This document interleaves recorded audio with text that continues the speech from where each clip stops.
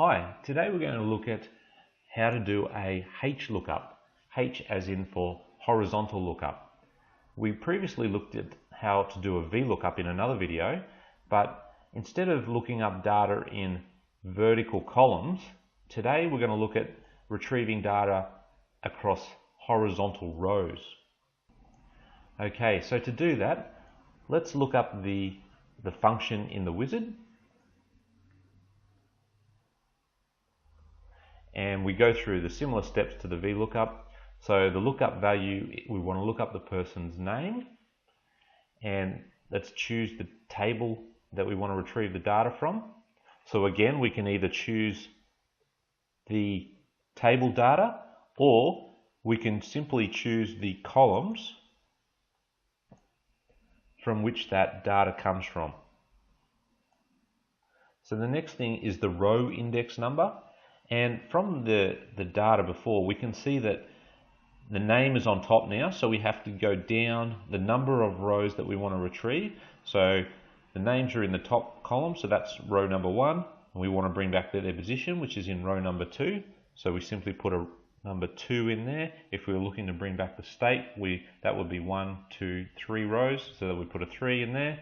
And here we put false, or we can put a 0.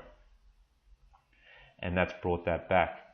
Now when we double click on the plus sign to bring that data down, we can see that it's brought back these NAs, hash NAs, and what that means is there's an error in the formula when we've dragged it down.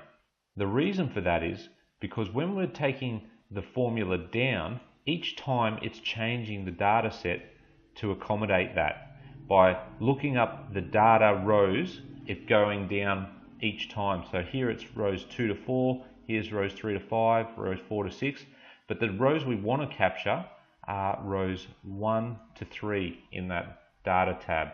So what we can do is, if you go back into the cell, the original one, and we select the data again, or highlight the data, if you press the F4 function, that will put a $ before the row and the column numbers, and that will effectively lock in those rows. So press OK. Now double click on the plus sign, and you can see now that this is 1 to 3, and now when we go down in each of these other other cells, it says 1 to 3 there also.